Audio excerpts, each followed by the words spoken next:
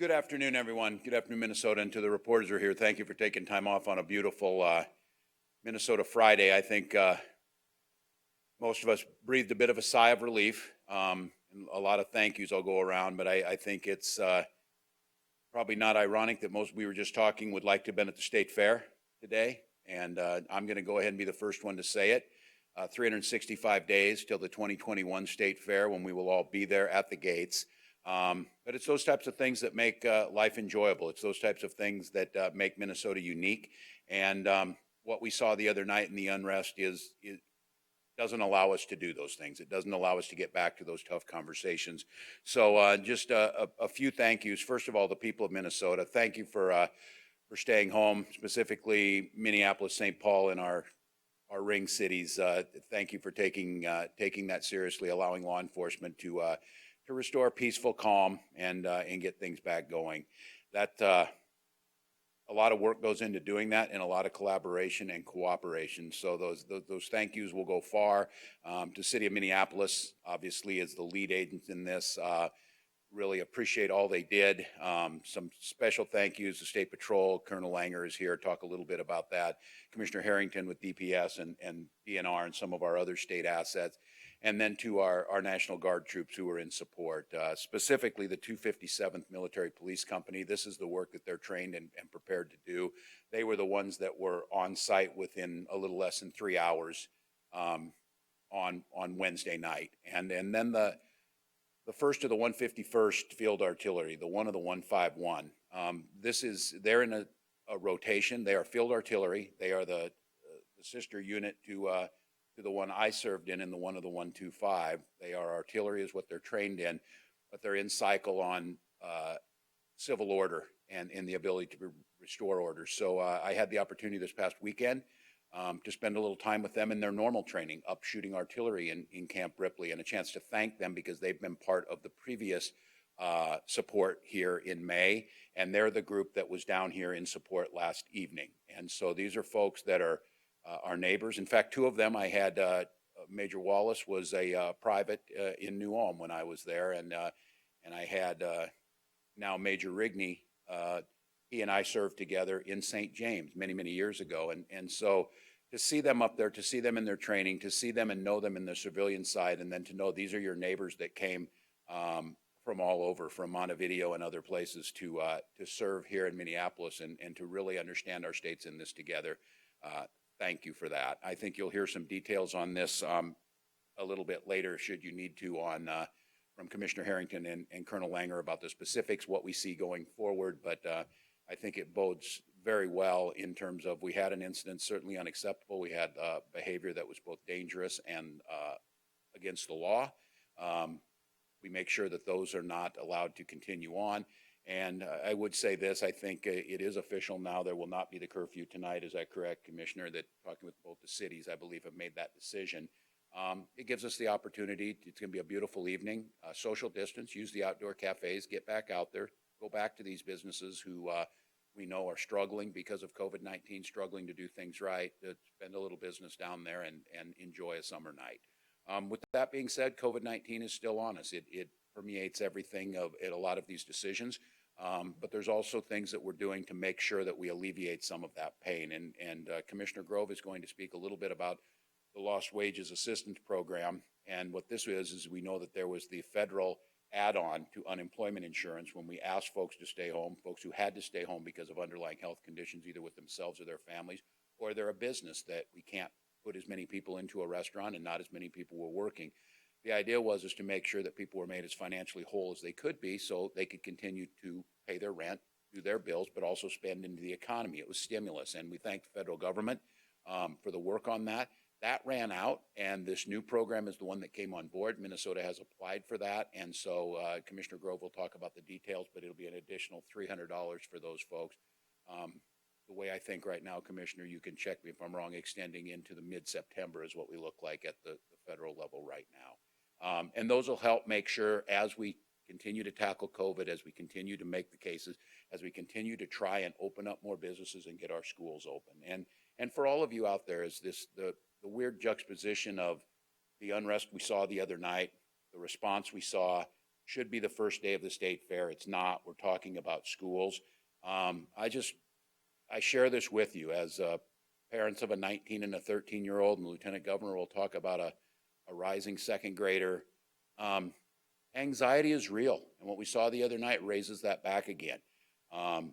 Can't live in crisis or with anxiety all the time, but I would like to note there's a large number of our neighbors that's what they live with prior to COVID, and it's specifically in the Black community and Black youth. And that sense of crisis and that sense of anxiety that they live with is that conversation we're continuing to have and continuing to address and continuing to make sure everyone can feel a part of Minnesota, everyone can feel safe and secure, and everyone can live the life that they want to live. So thank you again, Minnesota. We won't let our guard down as far as the safety goes, and we also certainly will not stop the conversation on some of those things that lead to that sense of anxiety and that sense of alienation that people feel in our society. With that, I'd like to have Lieutenant Governor say a few words.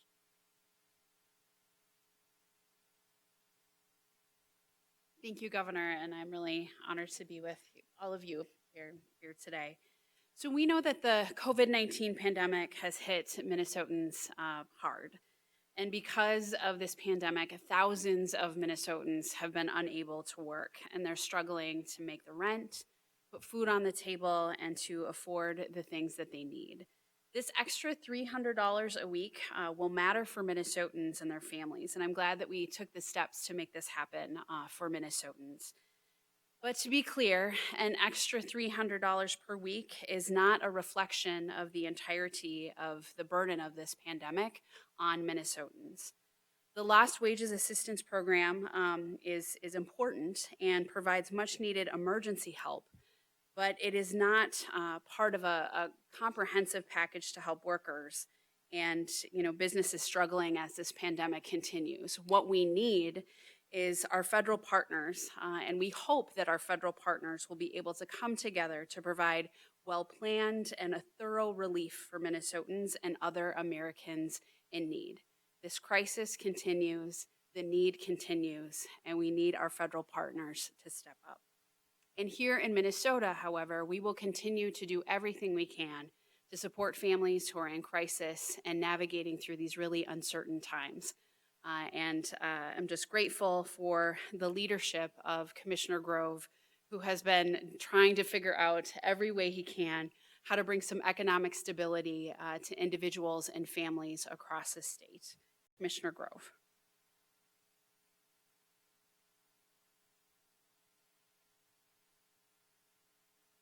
Great. Well, thank you, Lieutenant Governor. Governor, good afternoon, Minnesota. This lost wage assistance program is something that I'll go into detail in a little bit about, but wanted to offer just some context for sort of where we're at with our unemployment insurance program in the state overall. It has really been one of the linchpins of our defense against the economic chaos that this virus has wreaked upon our nation and certainly our state. It was one of the very first executive orders that the governor released to open up that program to those affected by COVID-19. And since that time, we've paid out over $7 billion in unemployment insurance payments to Minnesotans across our state. We used to issue sort of paper checks when we would send out our unemployment insurance payment, and the team did some calculations that if you would put those checks end to end in our state, you go from St. Paul to Mexico City with the number of payments that we have made through this program. It's really stunning, and it's necessary. We know businesses and workers have made so many sacrifices throughout this pandemic. Businesses having to close down to slow the spread of the virus, adapt their operations, invest in new PPE and safety equipment to keep customers and workers safe. Workers having to adapt their schedules and their work and oftentimes be separated from work due to this pandemic to keep their colleagues and customers safe. So it's been a really difficult time, and over 900,000 Minnesotans have applied for unemployment insurance so far. Most of them who've never applied for this program in their entire lives, never expected that they would. So it has been difficult for the state, but we're grateful to have an unemployment insurance team at our Department of Employment and Economic Development that has been really working day and night to get these benefits out to people quickly, efficiently, and at a time when they need them most.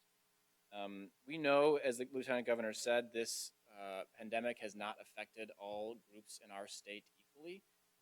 While our unemployment rate as a state is 7.7%, it is very different when you start to look at the various ethnic groups in our state. For Black Minnesotans, 6-month rolling average unemployment rate is almost 24%. For Hispanic Minnesotans, it's almost 9%. For whites, it's just over 6%. You start to hear conversations around, is this going to be a K-shaped recovery? Are we going to see the rich get richer and the poor get poorer? And we're going to do everything we can in Minnesota to not make that our reality here. And really one of the key components of that broader strategy is to make sure that our unemployment insurance system is working well. So that's why this morning the governor applied for lost wages assistance through FEMA. I want to offer a little bit of details about this program. The big thing to share is that it's not unemployment insurance at all, really. It's a different type of program that unemployment insurance will be administering through our system. It comes from a finite amount of money, $44 billion, that the president has set aside from within FEMA. The deadline to apply was September 10th, so we're ahead of schedule, and we'll get every penny that Minnesotans deserve through the program. To be eligible, you have to be making over $100 a week in unemployment insurance payments right now. So if you make less than that, you're not eligible for this additional $300. We suspect about 4 or 5% of those in our system are making less than $100 a week on the program. And then it's somewhat different from the $600 top-off that was part of that federal program a while back. For this program, you have to be unemployed due to COVID-19. So that initial stimulus applied to everybody in the system. This one is just for those affected by COVID-19. Every week when we ask people to request their benefits in our system, we ask them the question, are you unemployed because of COVID-19? So we can very quickly tell that, and we will meet out the benefit accordingly. So it is a $300 benefit. It requires a $100 match from states, but you can use your existing payments to count as that match. So it is a $300 additional payment. As the governor said, given it's a finite amount of money, most estimates have the amount lasting through about the middle of September. So it's a brief period of relief, but an important one, and one that we really want to take advantage for Minnesota. You are eligible for this program if you're an independent contractor or a gig worker. So if you're a part of that PUA program, that's Pandemic Unemployment Assistance, you are eligible for this. And also if you're on shared work, the shared work program, which is something that's really a great program for employers where they can reduce the number of hours that a worker has without letting them go and make up some of that difference with unemployment insurance. Those folks also eligible for this program. So, like I said, the governor submitted this application earlier this morning. We expect a response pretty quickly. FEMA's been moving quickly on this because they know how important these funds are. Once we have approval, the first 3 weeks that we'll be able to make payments for are July 26th through August 1st, August 2nd through the 8th, and August 9th through the 16th. So if you were unemployed for those 3 weeks, then you'll be able to get those initial payments as soon as we are approved. And our hope is that by the end of next week, maybe earlier the following week, if all things go well with FEMA and the U.S. Treasury and we get that money to draw down from, we'll be able to get this money out quickly. So again, just an important step in our journey here in the economic response to COVID, something we're grateful to the federal government for. Certainly eager to get moving, and we are all set up and ready for this at our department. As soon as that money comes in, our systems are in place.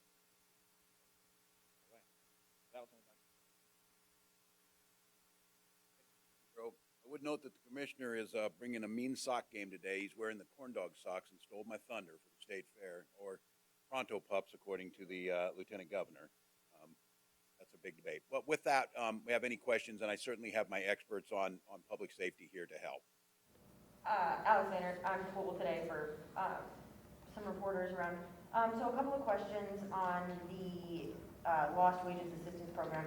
You said that the money will last until the middle of September, and that's back paying starting when? I was trying to... August 6th.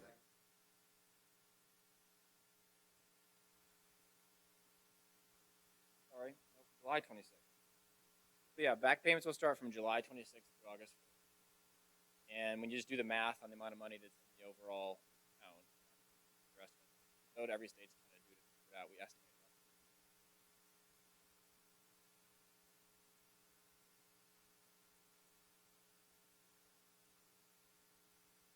Relatively quickly, you said by the end of next week you anticipate? We hope that in a couple of days we'll hear back. We've been in close contact with the Department of Labor and FEMA on this.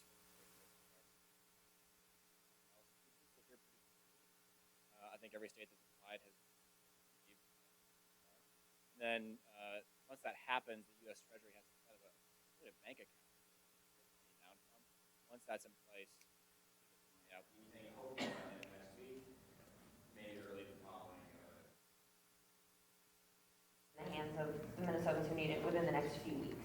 Yeah, and it's a good point. You don't have to do really anything extra. It's money if you're in the system and you're letting us know that you're with us, and then no extra work on your part.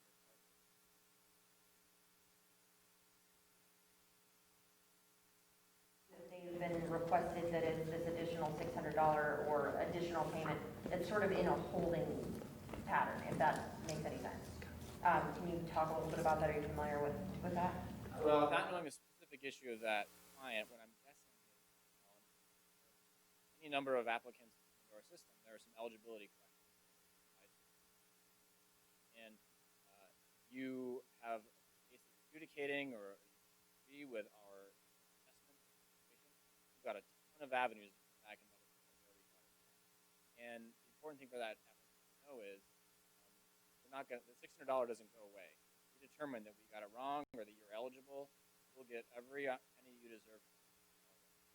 With this program, though, it's a finite period of time, and so there are conversations around eligibility, maybe just not getting paid because dollars. If there's a question or a pending issue, it will come if you think of it.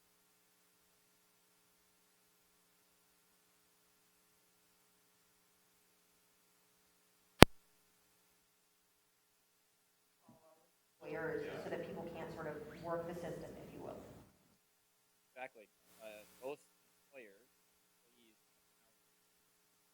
So issues such as, am I unemployed because of COVID-19 or unemployed because executive order would say if you have to stay home for child care, you're also eligible.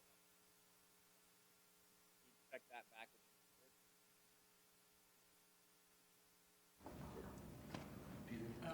Why not add $100 as your match? Why not give people $400, $300 from FEMA, and $100 from the state? It's expensive. I mean, that's really the reason why there's, I think, the 35 or so states that have done it so far, I think 2 are doing that. Peter, I think in Kentucky and Oklahoma, I'll have to check that for sure. But every other state is doing what we are beyond that and saying, let's use our usual payment to do that. Could you have used CARES Act money to make that match? No, it's a good question. We did look into that and did a lot of analysis on it, but we could not use that money. That would have been federal money really matching a federal. Question on why not do more. We wanted to, and we have explored a lot of ways. We're certainly grateful that this was done. I think most of us know this was done through the executive branch, through the president, not through the normal process. And individual states had to sign up. Some are actually not signing up.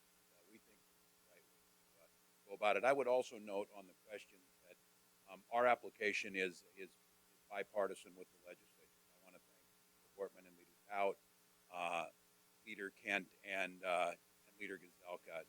We applied jointly together for this program to make sure that there was buy-in. The FEMA, concerned about payments on PPE.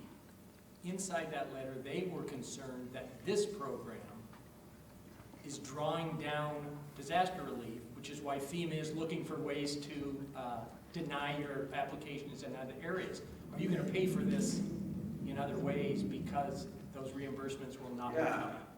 I can't speak definitively if that's it, but I have to just candidly tell you, we were just having this discussion that it came elsewhere. The only reason this is able and it's running through FEMA while it's not unemployment is because the president does not have the authority to appropriate money.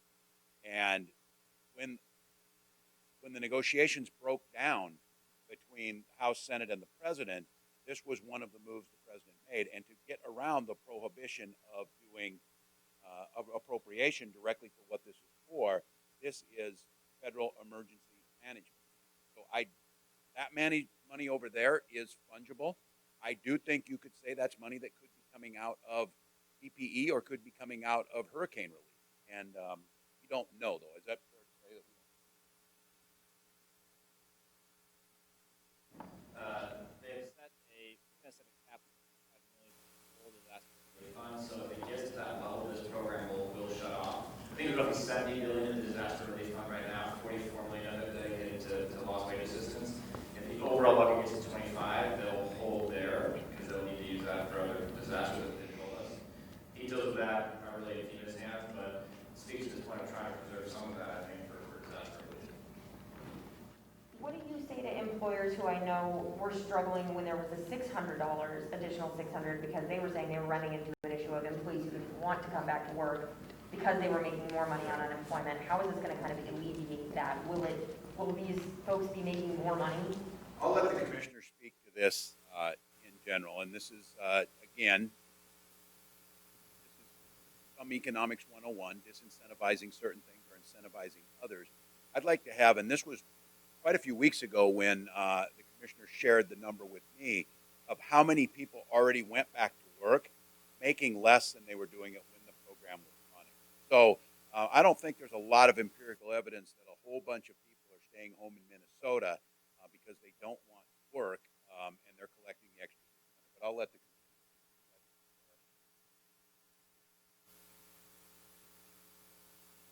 7 in 10 Americans who went back to work went back to jobs.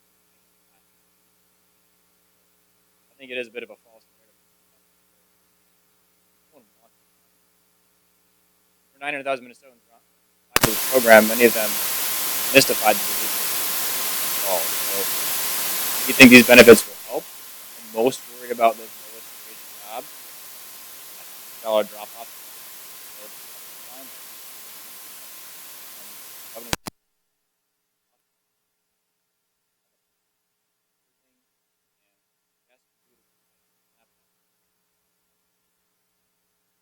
Pretty holistic challenge. Extra money will help a little bit. For those who are teetering at that poverty level, and that $600 was a lifesaver for so long. It's a good question, though, and it's one the commissioners also, we were out yesterday on all business loan program, but also today we had a conversation this morning in a briefing about all the training programs that are being offered, of jobs that maybe won't come back, or it's going to be difficult, to making sure that the state is providing those opportunities for folks to retrain and go somewhere else, and it looks like those are pretty robust, people using them. Other topics? Yeah. Just going to switch gears a little. It's sort of Greater Minnesota Day today, and I have two questions on that. One is 6 range mayors announced today they were endorsing President Trump. Virginia, Chisholm, Two Harbors, Eveleth, Babbitt. And I kind of want you to speak to that. Is Trump making an appeal to Greater Minnesota that DFLers are not able to respond to? And the follow-up to that, so I don't have to ask it a second time, is they seem to be running a law and order campaign in Greater Minnesota and using unrest here and elsewhere as ammunition. Well, if they are, I would ask them to fund then the State Patrol, fund the armories that I had in the Lieutenant Governor's bonding bill, and fund the Department of Corrections, if that's really true. Going out there and just saying it. As far as speaking to individual mayors, I'm sure the Biden campaign will find 6 mayors that are voting for Vice President Biden. So I can't do that. I do think, and it would be naive of me, I ran this idea of One Minnesota because I think there's a concerted effort to split us. I see it every time. And you've heard me up here. I refuse to buy in. I refuse, and I will make the case that if those communities that we know are hurting because the Iron Range goes through boom and bust cycles around mining and around other issues. We care deeply about making sure that we're addressing those issues. But what I would say is much like in coal country, we were promised 3.5 years ago that there would be more coal jobs. There's less coal jobs. We were promised that the steel industry would come back as the tariffs the president's putting on, and we're still waiting to see that. These are complex issues, but I think making the idea, and again trying to do this, that there is something different about our values and who we are and how we care about this state, based on the population density where we live, is just despicable. And I believe that my entire time that I have been in public office. I am, again, you would not have people believe this when they talk about it, a Greater Minnesota governor who graduated with 24 kids in his class, 12 of whom were cousins, I can replace the clutch on my truck. If there's some type of deal here that where people live, it's independent, or it's dependent on their values, that is simple. And so, yes, in answer to your question, Peter, yes, they're going to try and make that case. I would continue to make the case for Minnesota. We're stronger together. We're stronger believing this. And I would ask them if they're better off in Chisholm than they were 3.5 years ago. If they're better off in Virginia than they were 3.5 years ago. And if we want to continue to live in a country where you can't even go to Thanksgiving dinner with your uncle because the politics makes it so toxic, that is simply unacceptable. I got a follow, switching gears a little bit, not a follow-up question, I guess, for John, to talk a little bit about the law enforcement presence, how it was, let's see, you know, it was relatively quiet last night. Things seemed to go really well. I know you said that there will not be a curfew in place. What do you expect the law enforcement presence to be like through the weekend? Will you keep high numbers of state troopers moving throughout the downtown areas? John Harrington, Commissioner of the Department of Public Safety, and yeah, it was a good night. I spent the morning talking to Chief Arredondo and Chief Axtell and Sheriff Hutchinson and Colonel Langer and others, kind of recapping the night. We were very happy to see that the Twin Cities responded to our calls to the community to say, please stay home. The curfew really did work. It has worked before, and we really appreciate that. We still had about 100 arrests last night, about 80 of them for curfew as far as we can tell, some weapons violations, some narcotics stuff, and a few other things. But looking at the crime stats from last night, it's like a 75–80% drop in crime overnight. And I think that is attributable to the community doing the right thing. We talked to Mad Dads and Mother's Love and the ambassadors and a bunch of other community organizations that were all helping us get the message out that rioting and looting and breaking into businesses and setting them on fire has absolutely nothing to do with the First Amendment. It has nothing to do with the trauma that communities are feeling. And so I'm just very grateful to the community for standing up with us. And I'm very grateful to the law enforcement community, which pulled together in about 24 hours, almost 1,000 people that were able to, that were on tap to respond if the violence and if the looting and if the fires had continued. We are not completely stepping that down, frankly. There will still be State Patrol on tap for this weekend. There'll still be DNR and other state officers on tap to provide security this weekend. Minneapolis and St. Paul both have stood up their strike force teams so that they are able to respond rapidly to crises. One of the things that was noted this morning, though, was the difference that having these very collegial conversations across our jurisdictional boundaries has really led to. Because last night the conversation was, well, if it pivoted from Minneapolis to St. Paul, Minneapolis was coming to help St. Paul. And the first night when we had all the unrest in downtown, you saw St. Paul uniforms in Minneapolis helping out. The conversation among police and peace officers and the National Guard is that we're all in this together, and that we're gonna make sure that all of us are well protected, all of our communities are well protected, and frankly, even within this conversation, we talked to the outlying counties, Anoka and Dakota and Washington. Ramsey is obviously involved, and they're all in also. They all have resources that they have teed up so that if something happens, we are well prepared. And I feel like we have a very robust but very flexible plan to be able to respond in a very professional way if we have unrest and if we have a continuation of the criminal behavior. But right now, we all slept better last night once midnight came, and it was quiet last night aside from the thunderstorms and the rain. Is there any worry that, I know last night did have thunderstorms and rain, and it was pretty late in the night and early in the morning, but any fear that it's going to be a beautiful weekend? And I know, weekends sort of on the heels of that, we're looking at, recent crime, or are you guys obviously just keeping an eye on that as we head into a nice weekend? We have continued to, all of us are listening very carefully to, the community. We've got, we've been reaching out to them to say, please let us know if we're missing something, if they're hearing anything, and we are responding very rapidly to those concerns. I can tell you that, for example, Mad Dads and Mother's Love will be out this weekend working with kids in downtown Minneapolis, and the ambassador will be working with kids in St. Paul on the weekend. They typically are a Monday through Friday operation, but because the communities we sense the fact that we want to make sure that our kids are given the right direction, that we're giving them the right help. And so Met Transit and Minneapolis and St. Paul and the state are all working together to try and make sure that if there is an eruption, we are ready and prepared to help stop that. But we're also prepared to work with the community to make sure that we want to make sure that the kids have a place to go and a place that they can safely be.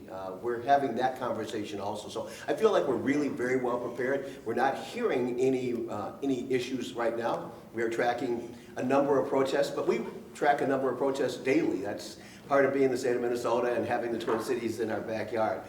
But I think we're doing really, really well. Knock on wood, I don't want to jinx us. One more question, Mayor? Governor, was releasing the video of the suicide the right decision the other night? Did you support? You want me to answer that, or do you want John's opinion? We can both answer. Go ahead, John. Both of you, go ahead, please. I'm happy to answer. I absolutely believe it was the right decision. I felt horrible for the family that had to see the end of their loved one's life played out in tweet or however it was getting out. But there's a reason that there is a provision in the law for releasing video like that in the interest of public safety. One of the things, and we talked to Rondo and to Todd this morning about, was that they were especially gratified by the fact that community activists, many of which have called and criticized policing in general and individual police departments, were actively pushing that video out through their networks to tell people that the Minneapolis Police Department was not responsible for this young man's death. And we really do believe that while we had an eruption of looting and violence in downtown, that it could have been so much worse if the community had not seen that video and our community partners and the advocates had not pushed it out to try and disabuse people of a false narrative. But if you could read that video, if you could read that statute to say it's okay to release video right away, essentially if it absolves the police, meaning because that would quell unrest. If that same video was damaging to the police, you could argue that that statute does not allow you to release that because it could inflame. Is that a good statute? Good question. It's a great question, and I think it's a legislative question as much as it is a policy question. But we have seen over the course of the last few years, chiefs of police and sheriffs releasing video more frequently right away.